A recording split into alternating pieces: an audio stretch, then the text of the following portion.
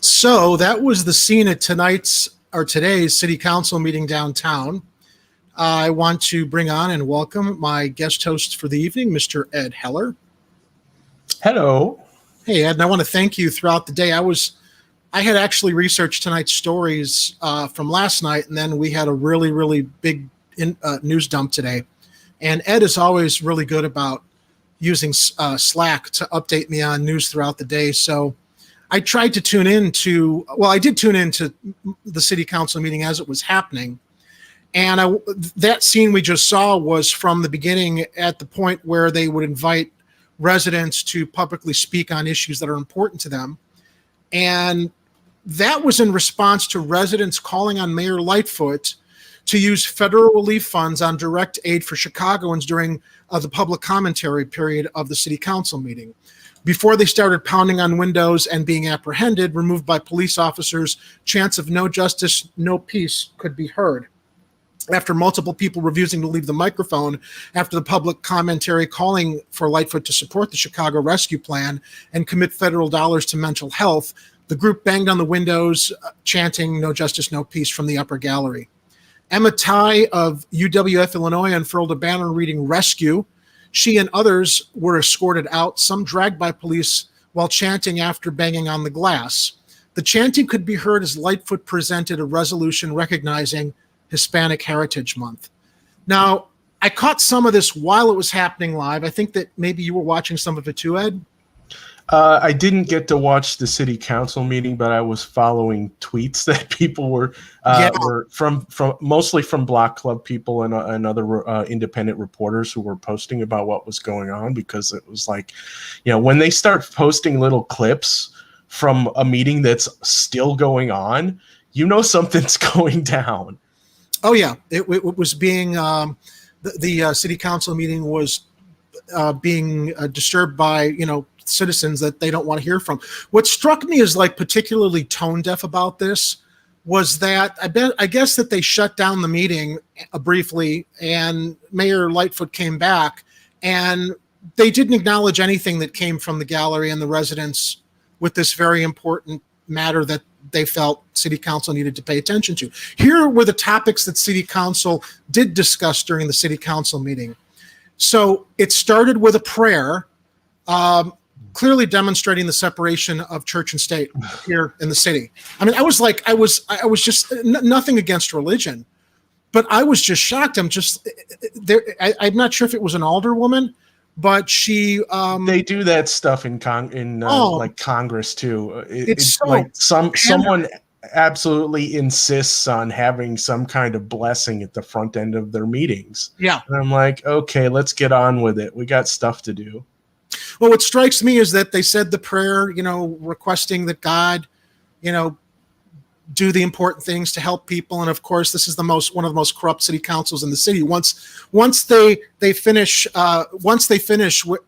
first they pray, then they pray.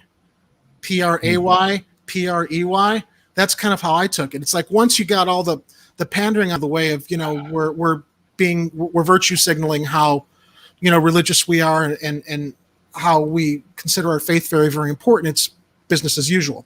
So they started with the prayer. Then the alders spoke in support of designating September 15th to October 15th as Hispanic Heritage Month in Chicago. I got no problem with that. But, maybe you want to serve the Hispanic community better by allocating some of those federal dollars that came for COVID relief and helping these communities that people aren't working in and need help in. Sorry, we can't use those funds for that. We have to fund more police training facilities or something where we can funnel all that money to places where people don't need help. That's what it came down to, because they approved the CPD budget later in the meeting, sending more money there. Alderman punted on a proposal to award damages to a man who was shot 3 times by a Chicago police officer, shelving the settlement after an intense debate over the merits of the case, the city's record of fighting lawsuits, and whether discussions of public misconduct should be shielded from public view. Then, this was very, very important.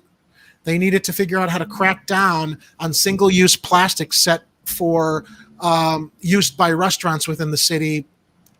It's a green initiative, and I get that, but again, ignoring what citizens were trying to get some relief from in the gallery. And then, of course, they did put through plans for residential buildings on the near north side, approved by City Council. 21-story building will have 178 residential units, retail on the first floor, and 53 parking spaces. And then approving an 8-year deal with the police union, which took more than 4 years to negotiate, with the Fraternal Order of Police Lodge 7, as Mayor Lori Lightfoot demanded changes to the way officers are investigated after a 2017 probe of the Chicago Police Department by the U.S. Department of Justice found officers routinely violated the civil rights of Black and Latino Chicagoans. While, hey, it's good that they got the Hispanic Heritage Month, while cops are routinely violating the rights of Black and Latino Chicagoans. And then finally, there was a resolution introduced, thankfully, to censure Gardner from Alderman Rodriguez Sanchez and co-sponsored by Aldermans Byron Sigjo Lopez, Maria Haddon, Matt Martin, Carlos Ramirez Rosa, and Mike Rodriguez. Rodriguez Sanchez will introduce a resolution calling on the City Council to censure Gardner and hold a hearing on whether he retaliated against political opponents. Go ahead and do what you want trying to censor him. But I'd say that Gardner has got bigger problems because he's under federal probe now. Yeah, well, isn't that a badge of honor for Chicago politicians these days? I suppose so, because it doesn't stop them from serving in City Council. No, it doesn't. But speaking of the censure thing, yeah, if the City Council can muster up 2/3 of the council to vote for his censure, they can also kick him out of the City Council. It's probably not going to happen. It's not going to happen. But that is one of the things they can do. It's wishful thinking, but I doubt that it's going to happen. Unfortunately, I'm very, very doubtful it's going to happen. So we'll go back to City Council, but let's get, as I like to refer to him, piece of shit, Alderman Gardner. I mean, he is. He's just federal investigators have launched an inquiry into Alderman Jim Gardner's conduct in office, including I was calling him Aldermort. Aldermort, yeah. Yeah, because he does look like Voldemort too. The guy just looks evil. I don't want to focus on the superficialities of people's appearances, but this guy just looks like he's a villain in some like dystopian movie. And knowing how he just completely abused his position to terrorize his constituents it's mind-boggling. And I think he thinks he's gonna walk out of this. I don't know that the censure is gonna get him kicked out, but I'd like to think hopefully the federal probe will do something in charges and some kind of penalties. Federal investigators have launched an inquiry into Alderman Jim Gardner's conduct in office, including whether he retaliated against constituents for political purposes, sources told the Tribune. Here's also an interesting side note. Given the fact that they now confirm that somehow he had hacked into the court system to find records regarding some of his opponents or people that he wanted to exact revenge against, the Cook County court website has been shut down for maintenance for a month. Yeah, I'm not really sure what's going on with Cook County or just Illinois websites in general, but they all seem to have been lacking in either availability or updating to keep any of the records current. Yeah. I know when I was looking to see if I could find archives for just not the county records, but for city records, they seem to be behind by a couple months. Well, Lainey brought this to my attention today on Slack, which is why I'm wondering, could this potentially have anything to do with him or his cronies hacking into the system to illegally access those records? I don't know. But a story also was reported that the Cook County Court's clerk's website for accessing court dockets and cases have been offline for an entire month. Was it hacked? And why can't the clerk get it back up and running? I guess Ben Bradley at WGN is reporting on this tonight at 9 p.m. But I don't know. We just wonder if some of this stuff is connected. Very mysterious, Ed. Very mysterious. Yep.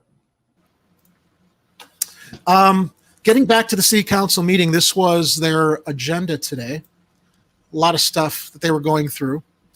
I went through some of the highlights earlier, but and I wanted to pull some segments from what I watched live to subclip and bring onto the show tonight. But once the city council live stream is done with, they don't automatically like put it online so you can rewatch it. I think we got to wait a week to because I wanted to share more of that disruption and what happened and actually what set it off, because it was a gentleman speaking at the front end of the meeting, which is what then elicited the disruption from the gallery. Now, one of the other things that was brought up at the city council meeting tonight, let me find it up here. This is very, very interesting because as we talked about offline or before the show, this just seems to be like pandering and deflection. What Mayor Lightfoot wants to do and what she introduced in city council today was to combat gun violence. She wants to sue gang members.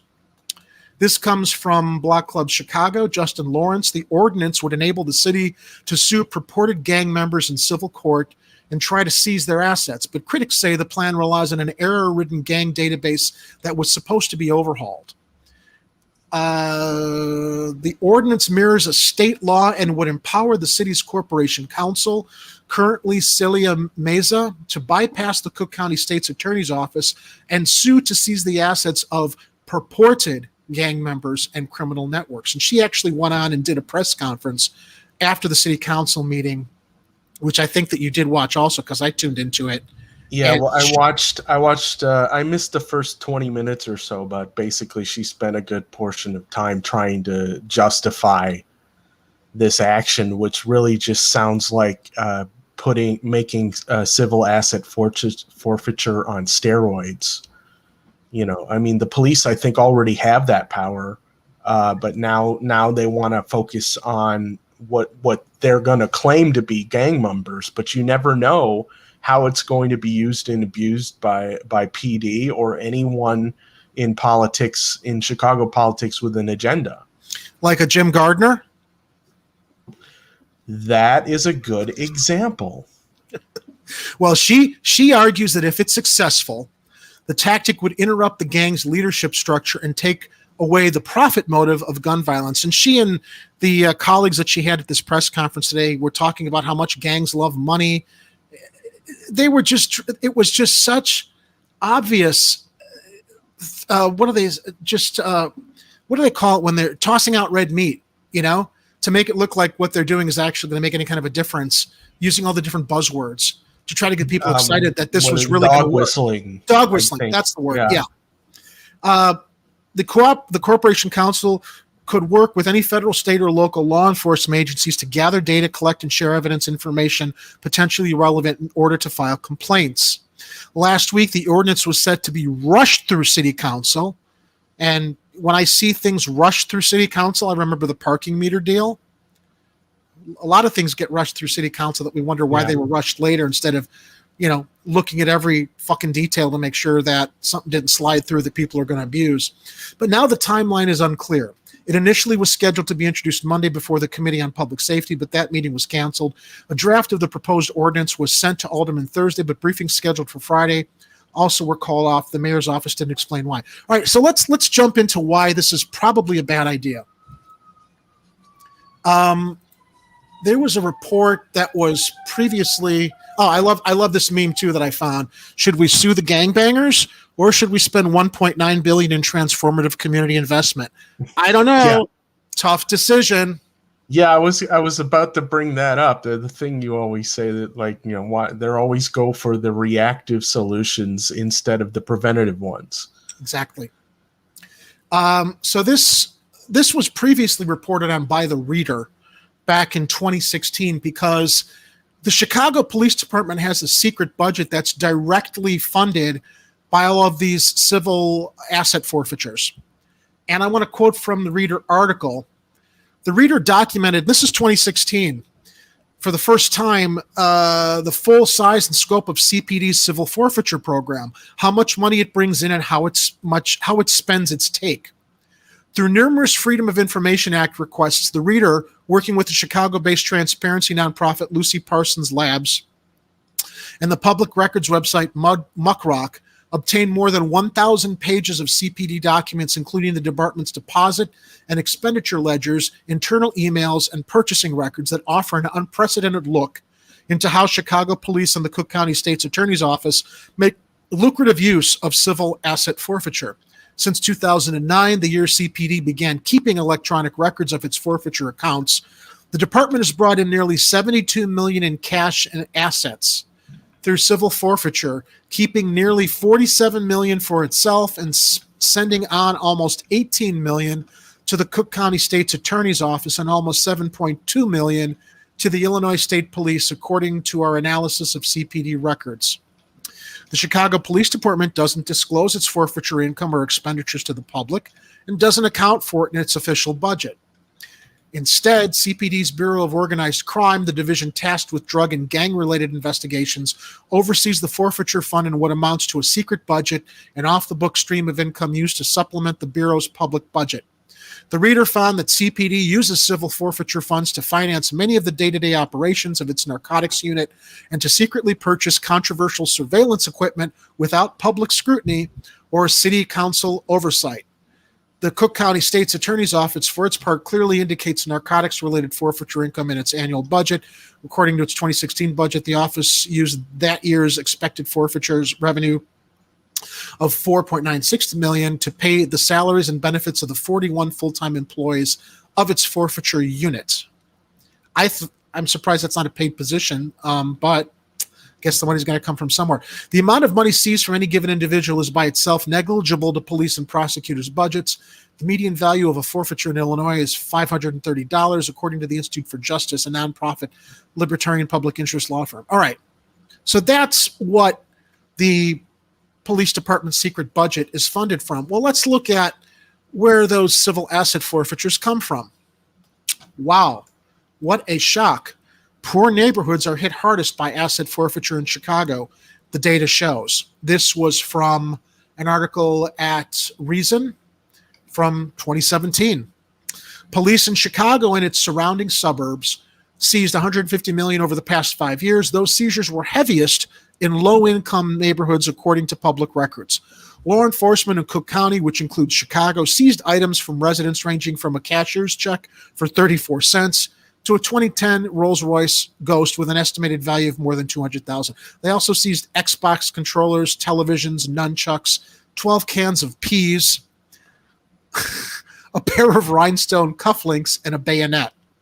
Altogether, police in Cook County performed 23,065 seizures between 2012 and 2017 using asset forfeiture, including 5,939 vehicles, Chevrolet Impalas, among the most popular rental cars in the U.S., with a model most often seized. About 3/4 of all seizures occurred in Chicago.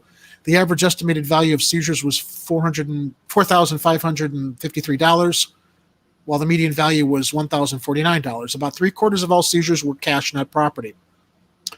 But civil liberties groups have often claimed asset forfeiture disproportionately impacts poor and minority communities.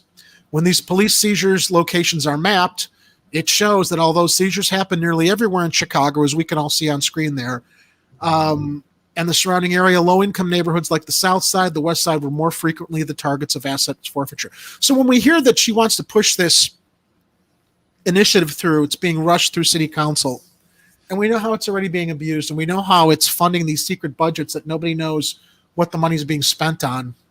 I don't know, Ed. Could anything go wrong? Oh, only everything. Civil asset forfeiture is wrong to start. Without proper due process.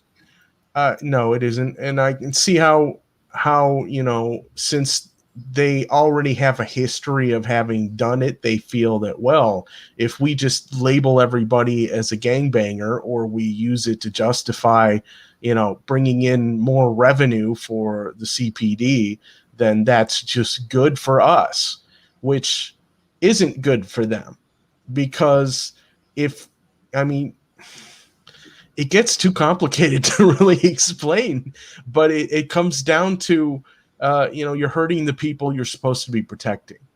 Well, she made a point at her press conference, and maybe you saw this too. I watched as much of it as I could while I was prepping, that this isn't going to impact like the low-level drug dealer on the corners. They're going to go after the big-time drug dealers who love their money. And as Arturo Medina says in the live chat, this is the dumbest idea in the world. You can't sue the demons of the street who don't fear the justice system. Point well taken. Yeah, and it's not like they're keeping all that money in an easily identifiable bank account, even if they find the people that they claim they're looking for. Yeah. Well, that's where we are probably founded in our suspicions that this is going to be abused. And the way that she's rushing it through to pay attention, we're taking care of violence and crime on the streets.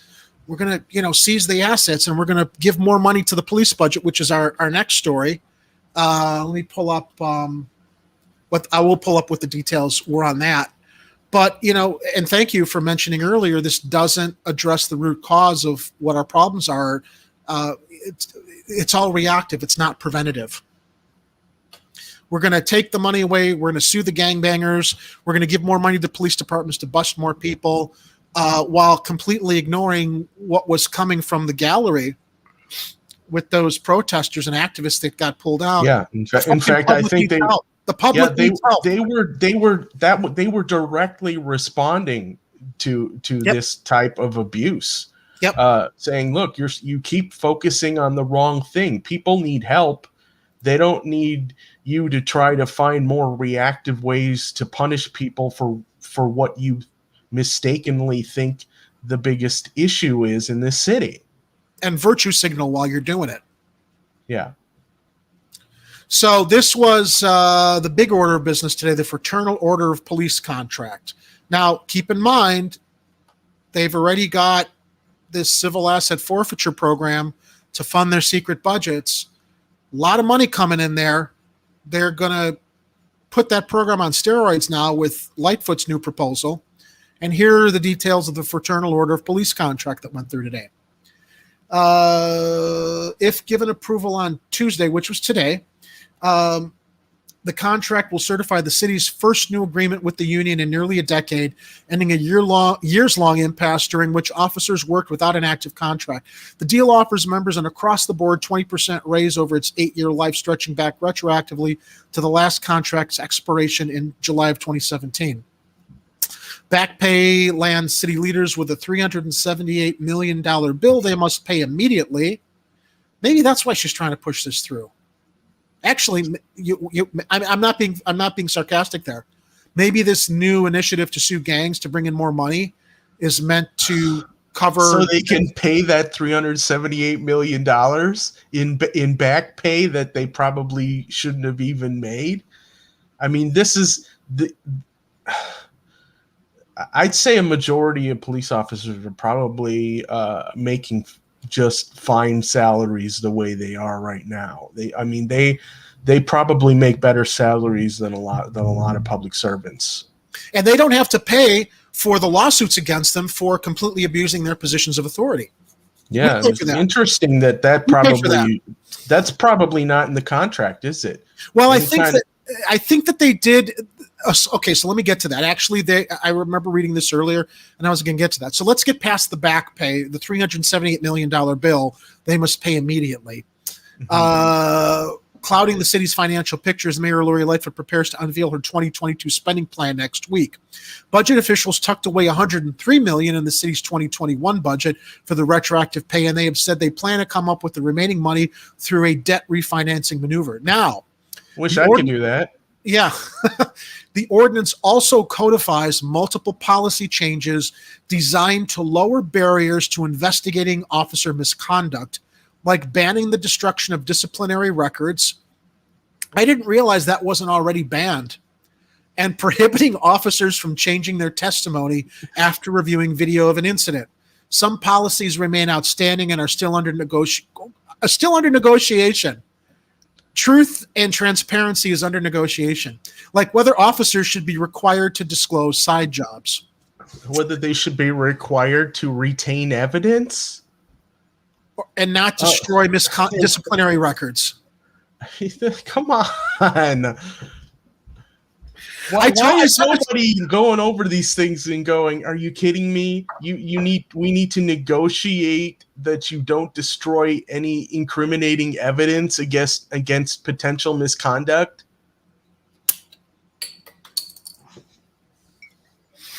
This requires me to do my impression of Kermit the Frog.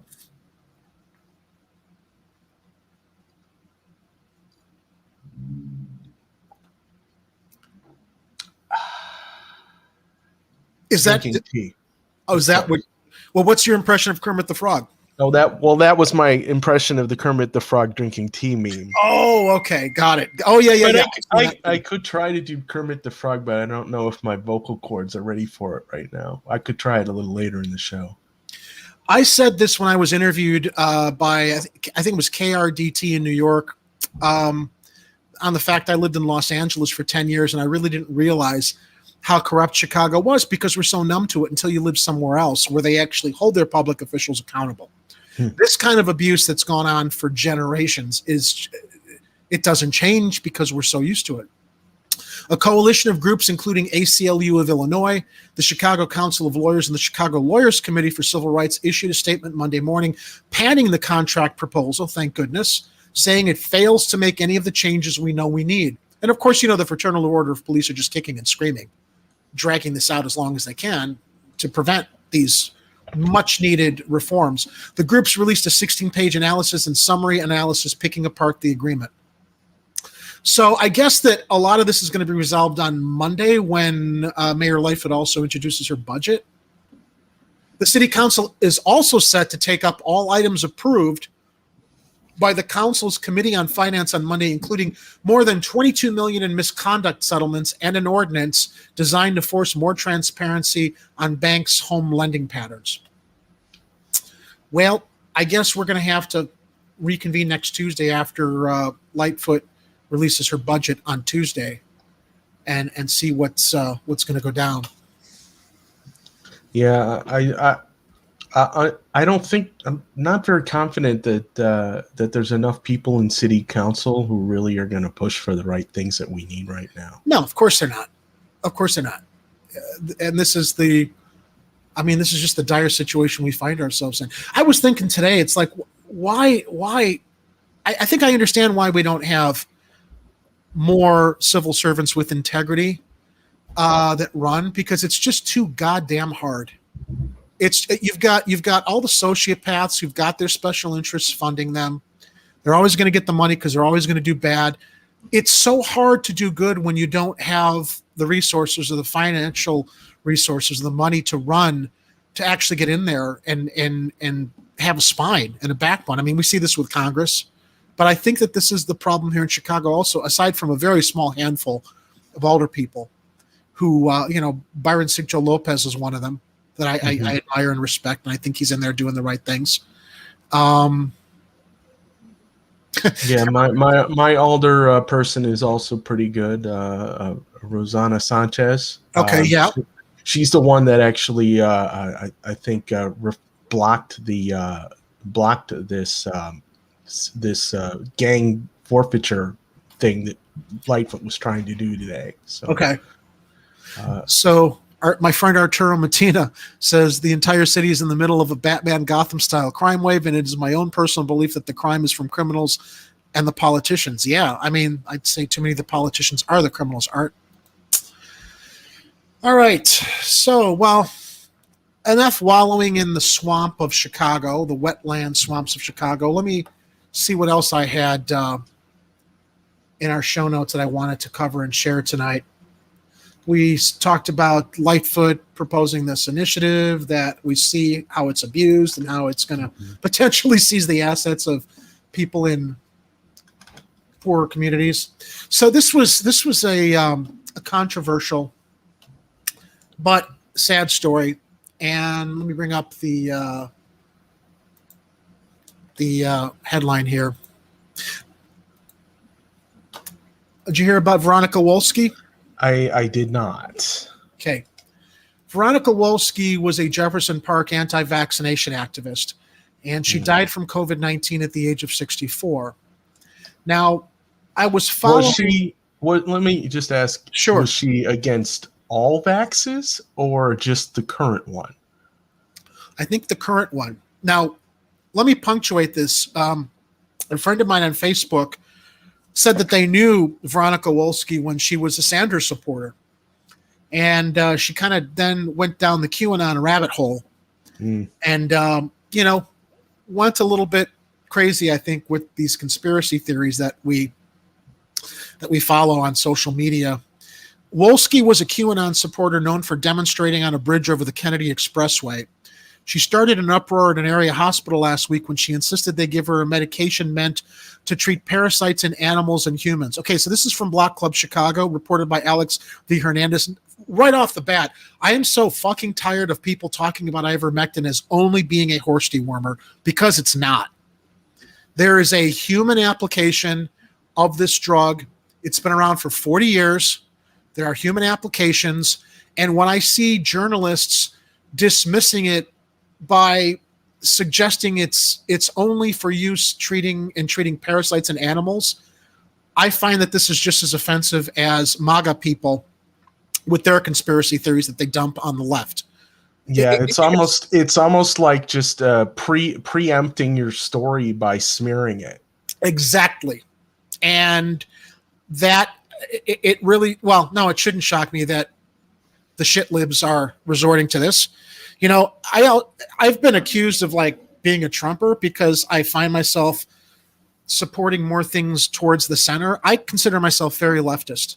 Very leftist. I operate from my conscience and what's right and not tribal. And if I see the left is doing something wrong, I'm going to call them out as much as I'm going to call out the right, as I did for many years, until it unfortunately became how apparent the left isn't that different from the right, at least at the highest level of our public officials. But let's get back to Veronica Wolski. Okay, so the article immediately tries to smear anybody that would advocate for the not prophylactic use of ivermectin, but the use of ivermectin as a treatment after people have been vaccinated.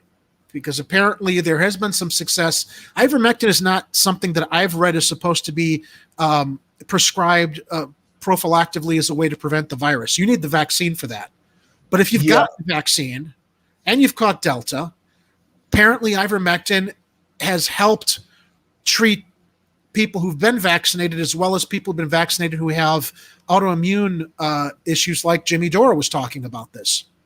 We should say that neither Jerry nor I are doctors, right, or virus experts or scientists. So, consult your own medical advice from your own personal physicians, and do what you think you need to do for you. I wouldn't even say do what you think you need to do, Ed. And actually, I shouldn't even say that. Do what your doctor.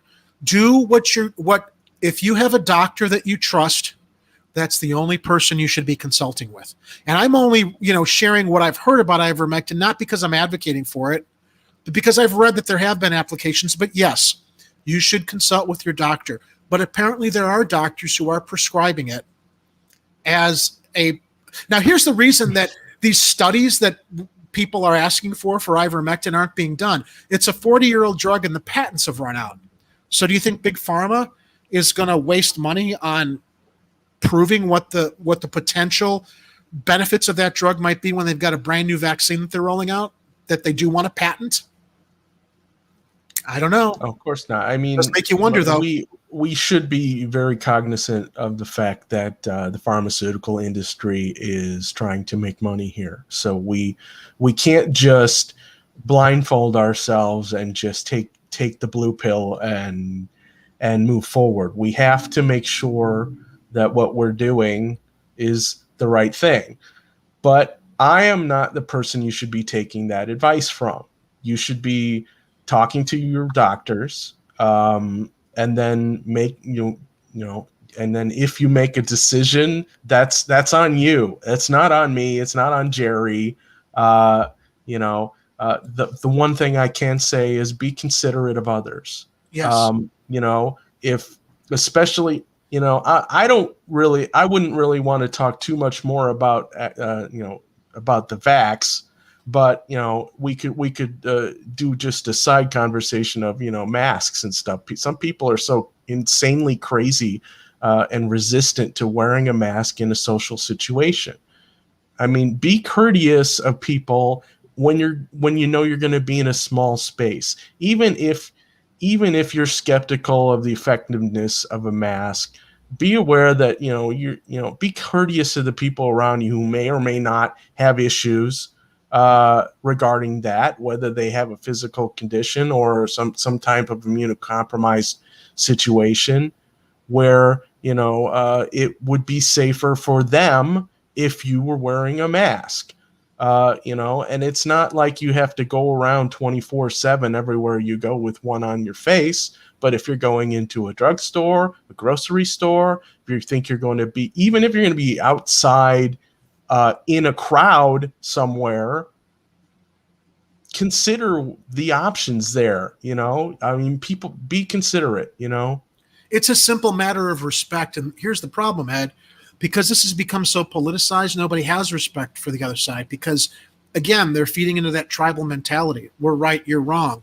This is because our tribe, our side, tells us that not to trust science because our conspiracy theories that have taught us not to trust government automatically start falling down on the doctors and medical scientists that the government is relying on to help get people through this pandemic, this crisis. And this is exactly what's at the heart of what happened to Veronica Wolski. Let me get back to her story here. She contracted COVID-19, and her QAnon supporters ended up harassing the local hospital when she said doctors would not treat her with a parasite medication. Their description has died, according to county officials.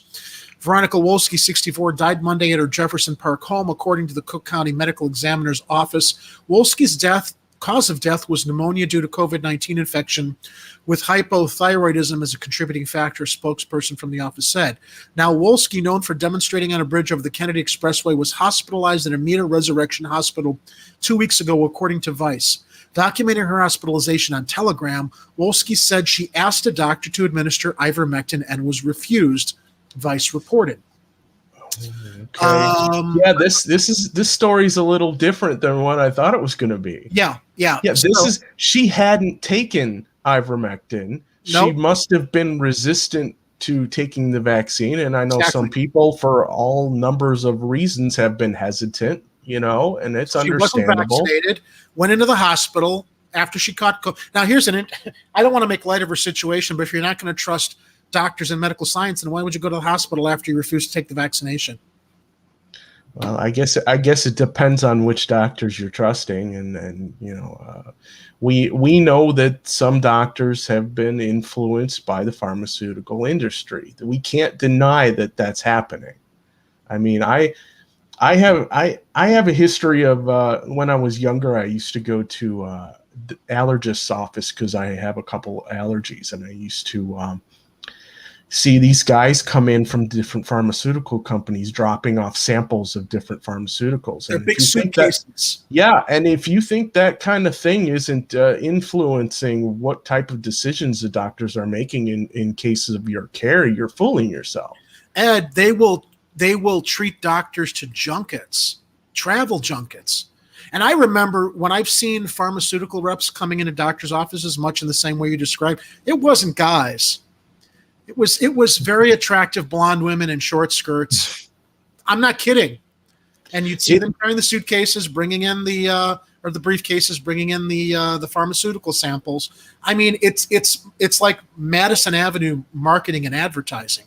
It's what the pharmaceutical industries were engaging in to get the doctors to start prescribing the drugs that they're overcharging everybody for.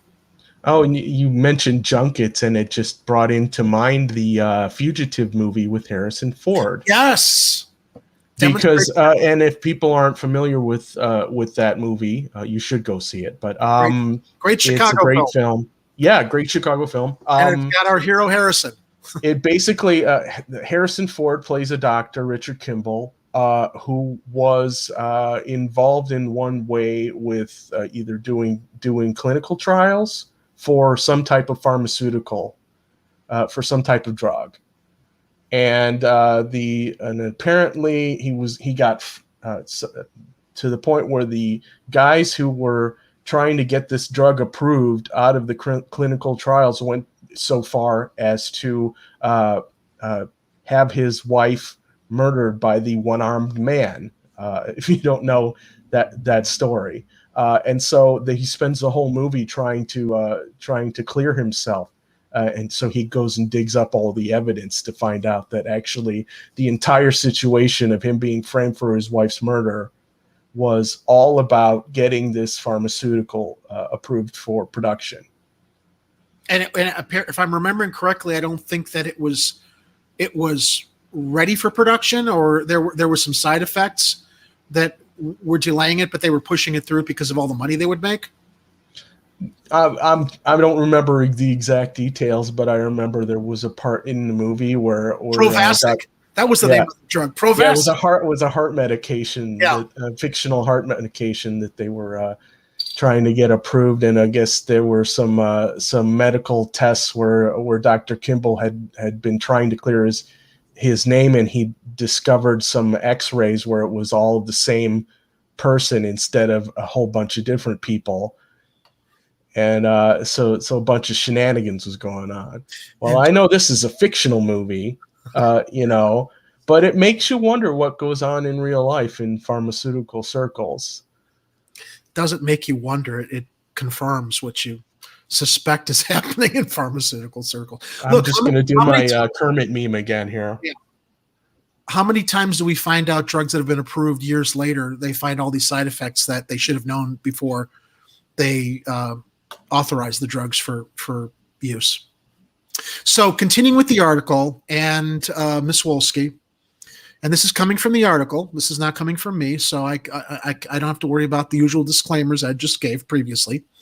Ivermectin is a medication for humans and animals approved by Food and Drug Administration to treat infections caused by parasites.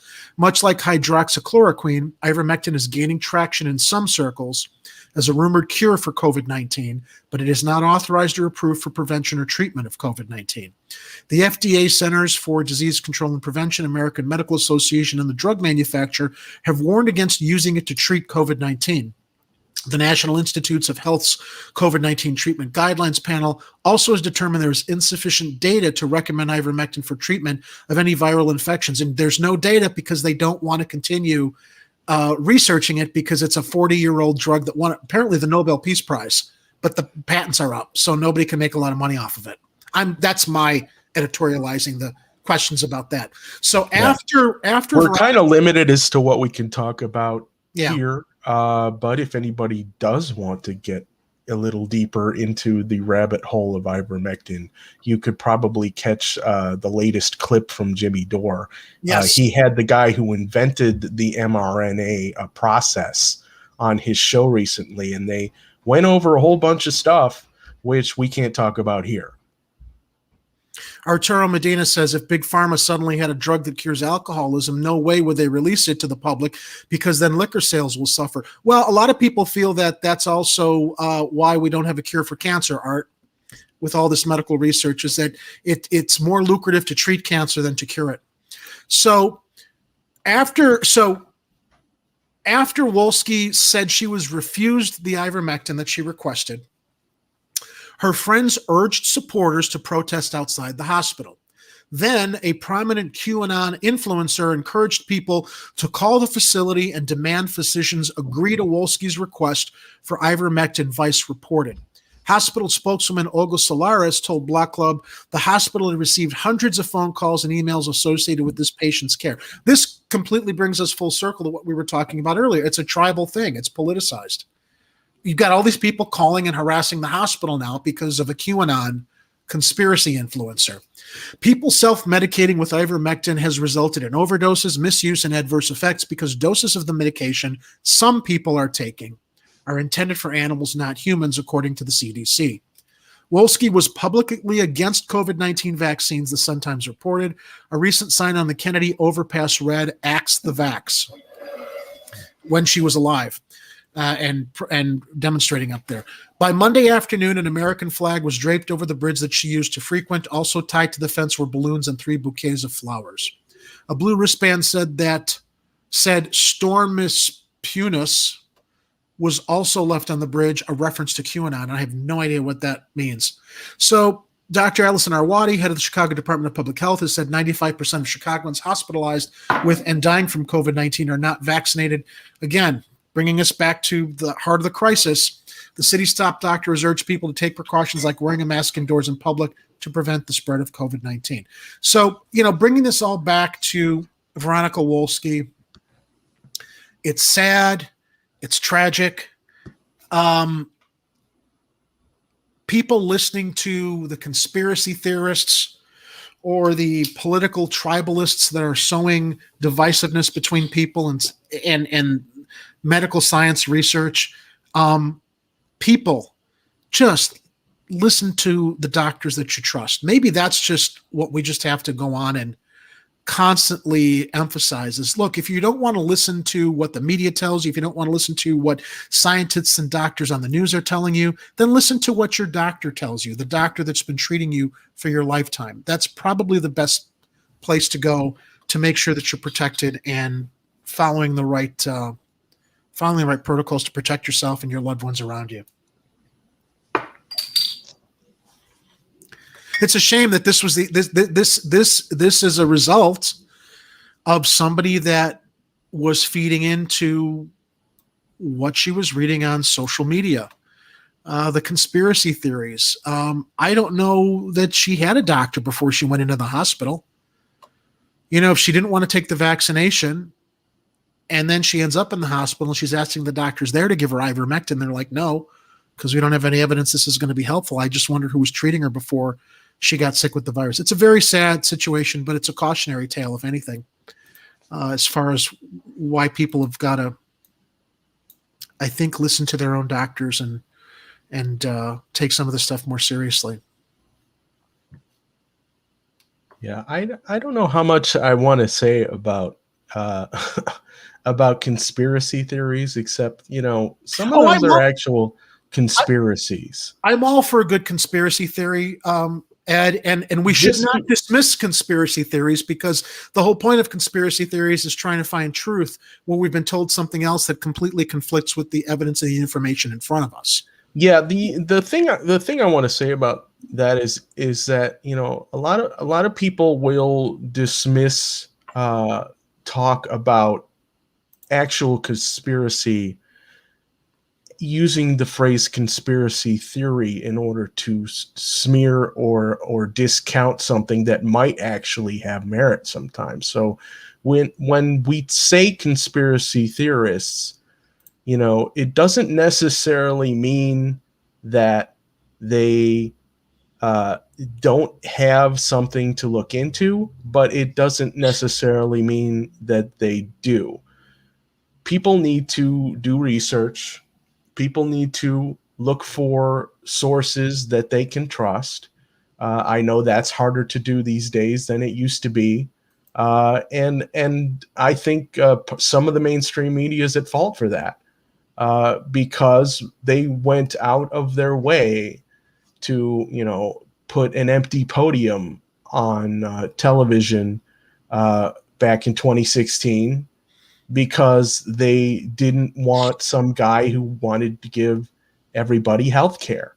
And I wonder if everybody had a nationalized healthcare system, if the pandemic would have gotten as bad as it has here. Well, Ed, in the middle of a pandemic, they still are denying health care for all. And we can blame the Democrats for that, too, for running the worst candidate next to Donald Trump. And I have to say this, too. I used to think Donald Trump was out of his fucking mind with the fake news label that he'd throw around all the time. Now, with CNN smearing Joe Rogan with the ivermectin stuff, and it's a horse dewormer, they're always referencing it's a horse dewormer without actually referencing that there are human dosages of the drug that are prescribed by doctors.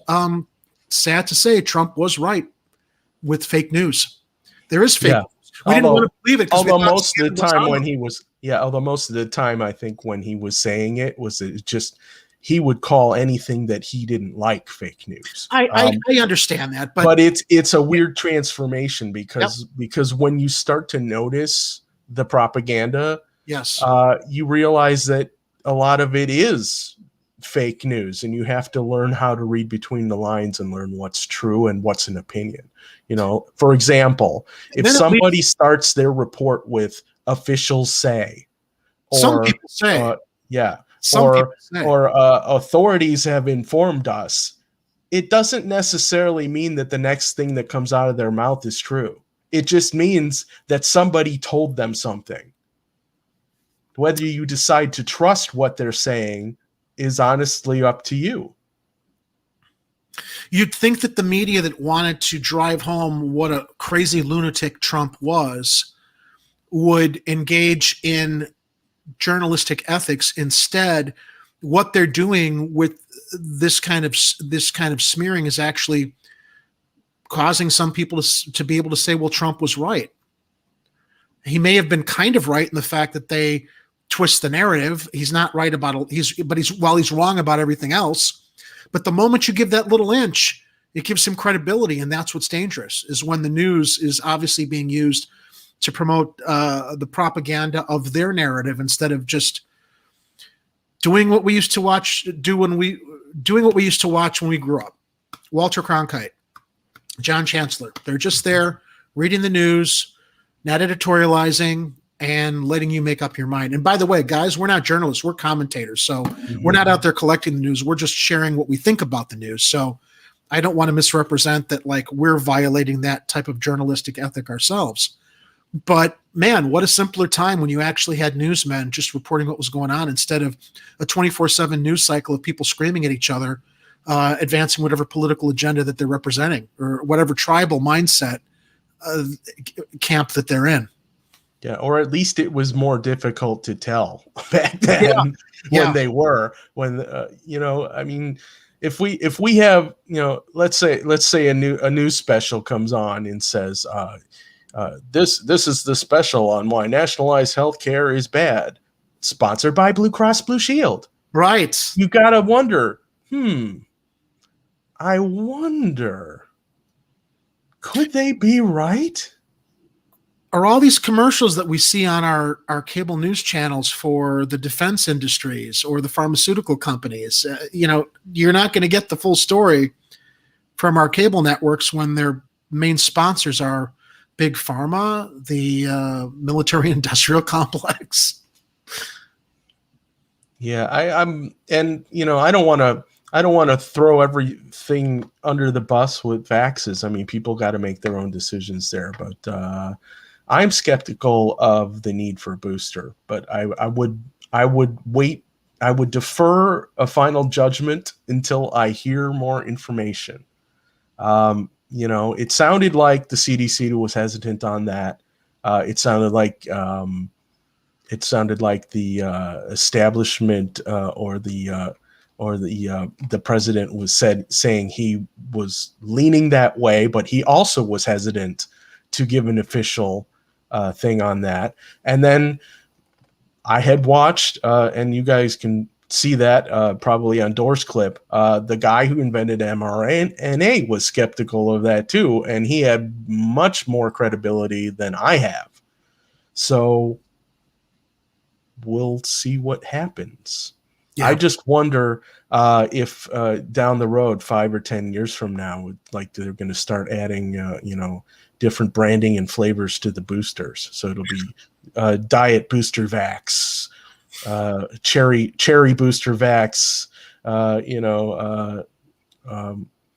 like the way they have currently. I don't know if you've seen, how they advertise pharmaceuticals on TV now, and you see drugs getting advertised, and you're like, and they say, ask your doctor about this. And now the first time, I think in the past week, I saw one for flu vaccines, custom flu vaccine advertisements. Like you're supposed to pick a different flavor of flu vaccine from the different guys who manufacture them, and ask your doctor about, the Diet Cola flavored flu vaccine versus the extra caffeinated one or whatever. It's the corporate states of America, Ed. Yeah. And we're not represented. It's the corporations and pharmaceutical companies and defense contractors and everybody else. Oh, boy. I'll take a swig from my Chicago Corner mug. It's a pretty stylish mug you got there, Jerry. Do you know how many we've sold so far to help support our YouTube channel? No, how many? None. Oh, come on, guys, get out there and buy a mug. I hate to be up here. I didn't take this gig because I wanted to be a mug salesman. Okay, but I'm very proud of our logo, and it is, if you like the show, it's you're watching us or you're having your morning coffee to remember what we bitched about the night before. It's a nice little keepsake. You can help this channel by telling your friends to subscribe to the Chicago Corner channel. Yes. And if you're lucky, you get to see the show when I'm not on and Lainey is, because she's don't say that. No. better than me. Come on, you're all great. You're all great for different reasons. I like the different kind of tones of conversations I can have with my different co-hosts all the time. But yeah, I don't want to keep begging people to buy these from our Cafe Press store, because ideally, once we hit 1,000 subscribers, then YouTube will start monetizing us by giving us some money from the ad revenues that broadcast when you're watching the show. So, as Ed said, please share the channel to your friends. If you haven't subscribed, what's stopping you? Let me take us into our last story here, which I thought was somewhat hopeful, inspirational, and that they're paying attention to this. This comes from Block Club Chicago. There's a West Side Youth Center plans lessons to honor its namesake, a girl killed in 1963 bombing of a black Birmingham church. The Carol Robertson Centers for Learning will host activities and lessons to teach students about the girls killed in the bombing by the Ku Klux Klan to recognize the anniversary of the attack. This comes to us from Pascal Sabino at Block Club Chicago. On the anniversary week of the civil rights era bombing of a black church in Birmingham, students and teachers at a West Side Youth Center are commemorating the legacy of the 4 girls killed in the white supremacist attack. The September 15th, 1963 bombing of the 16th Street Baptist Church by the Ku Klux Klan became a rallying cry for civil rights leaders that spurred the passage of the Civil Rights Act of 1964. The Carol Robertson Centers for Learning is planning a week of lessons and activities for their students to celebrate the memory of the 4 girls and the intensified push for social change that followed their deaths. The Early Education and Youth Development Organization is named for one of the 14-year-old girls who was killed in the racist bombing, Carol Robertson. The other girls killed at the church were Addie Mae Collins, 14. I'm just looking at these ages, Ed, and it just pit of my stomach is just it. Cynthia Wesley, 14, and Carol Denise McNair, 11. As many as 22 others in the church were injured in the bombing. The second annual commemoration, dubbed Legacy Week, aims to refresh our commitment to social justice and equity, not only through speech, but through action, education, and the provision of resources to our families, said Candace Washington, teacher and co-chair of the group's Social Justice and Equity Community. This is when social justice is a good thing. Activities for younger children will be geared towards seeing the humanity of these 4 little girls, Washington said. In their daily lessons, students will learn about Robertson's life and who she was as a person. And let me also say, when I said this is when social justice is used as a good thing, I think too many people are using social justice now to virtue signal without actually following through on what social justice is supposed to be about. Social justice is a good thing, and it should be a good thing. But too many people are co-opting it to act like they care about social justice while not actually following through on what social justice is supposed to be about. Anyway, she was just a child who loved to laugh, who loved science and dancing, Washington said. The week's activities will also highlight the tremendous impact Robertson and the other 3 victims had on the civil rights era. Their deaths mobilized masses of people to take to the streets, become politically engaged, and fight back against racism and segregation. Days after the bombing of the 16th Street Baptist Church, Dr. Martin Luther King Jr. delivered a eulogy for the girls where he pledged their deaths would not be in vain, describing them as martyred heroines of a holy crusade for freedom and human dignity. King also sent a message to Alabama's governor that read, "The blood of our little children is on your hands." At least 160 students and staff across the Carol Robertson Centers in North Lawndale, Little Village, and Albany Park will participate in a peace march Thursday to commemorate the lasting impact the young girls had on the advancement of social equity. I didn't know about this story until I read about it on Block Club Chicago, and it should be a very sobering reminder that despite the fact we may have grown up in privileged communities thinking that this shit just wasn't an issue anymore, unfortunately it still is. And we saw that ugliness, that ugly underbelly to America past 4 years, I'm sorry to say, during the last administration that made it acceptable for all the ugliness to simmer to the surface because we had a president who thought he could speak his mind and not have any filter and just have complete disregard for the rights of others and people in this country that deserve protection. And you can't forget this stuff. Can't forget it. So I'm glad that they're doing this. This is. I thought that this was an inspirational story. As I said, I didn't know about the historical context or know this story, and I wanted to bring it to our viewers' attention because I think it's something everybody should know, remember, commemorate, and understand. Yeah, I'm glad that we're getting some youth centers opening up. It seems like it's been a pulling teeth battle to get some of these youth centers up and running. I know we previously had J. Mal Green on the show a few times, and it's unknown what the actual future is of the youth center he's been trying to get running. He tweeted 2 weeks ago that he was going to have a meeting with representatives of Mayor Lightfoot's administration about his youth center. There were some subsequent tweets that suggested, it's all bullshit. They're just stringing him along, wasting his time while they commit funds to a youth club on the campus of the Chicago Police and Fire Department training center. So, they can recruit young kids to join CPD and the fire department instead of actually put some support into these centers where kids can learn to be what they want to be, not what the city wants to use them to be on a police and fire training campus. But what do I know? I'm just reactionary and emotional. Yeah, I like the quote at the end of the article here. It says, "We want to show the children how they can get civically engaged in their communities and really start preparing our future leaders to become advocates for hope and justice." Amen. And I'm agnostic. Anyway, all right, everybody. We are past an hour here. I hope that you all enjoyed the stories that Ed and I commented on tonight and shared with you. Once again, if you have not yet subscribed or liked our channel or this particular broadcast, please do so below. We really, really appreciate it. And if you are so inclined to buy one of these handsome mugs, these stylish mugs, to enjoy your morning coffee, the whole point of trying to sell mugs is to get some money in here to support our streaming costs. And one of the things that struck me today when I was consulting with Ed is that as we were following the city council meeting live, that suddenly was not available to us to subclip to show you tonight after it was streamed live.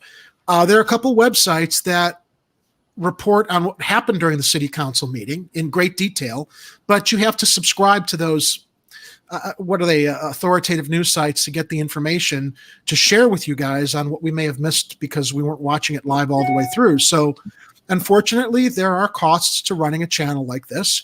And the YouTube monetization that comes from our 1,000 subscribers when we get there will allow us to purchase the subscription for that news site so we can get the details and have more coverage than we just normally pull from our public sources at the newspaper websites, CBS, NBC, ABC, or Block Club Chicago. We really want to be able to give you as much in-depth coverage of what's going on with other details, and supporting the channel, getting us up to 1,000 subscribers, or buying a mug that can help us subscribe to some of those more detailed news sources would definitely help. So please consider it. Ed, thanks for joining me tonight. We're waiting on that new studio to open once they get the internet in, I guess tomorrow.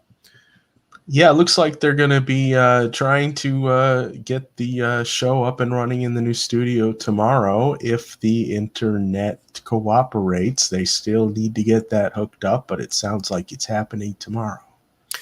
I got a chance to see the studio on Saturday, and you know that corner where the radio station door is? Have you been there yet? No, not yet. Oh, I was okay. going to see if I could sneak in there tomorrow. There's a corner of the studio that I've got staked out for a Chicago corner set. I got to talk to Daniel about it. That's another thing. It's like if I got to pay out of pocket for it, I will. But I've got an idea for a nice use of that corner. We won't be in my apartment anymore. I mean, we might be, but I'd love to get into the studio and have a nice little set and give some production value to our broadcast, and also have a desk there where we can invite guests to come in and speak in person instead of just through live stream. So a lot of great things are going to be happening there, and we're all excited about everything that Daniel and Kit have put into motion. So yeah, let's hope that internet is up tomorrow and we see the guys resume broadcasting from the studio space. Yep, looking forward to it. All right, Chicago, stay safe. We'll be back on Friday. Remember, if it's happening on the streets, you'll hear about it here on Chicago Corner. Be safe, everybody.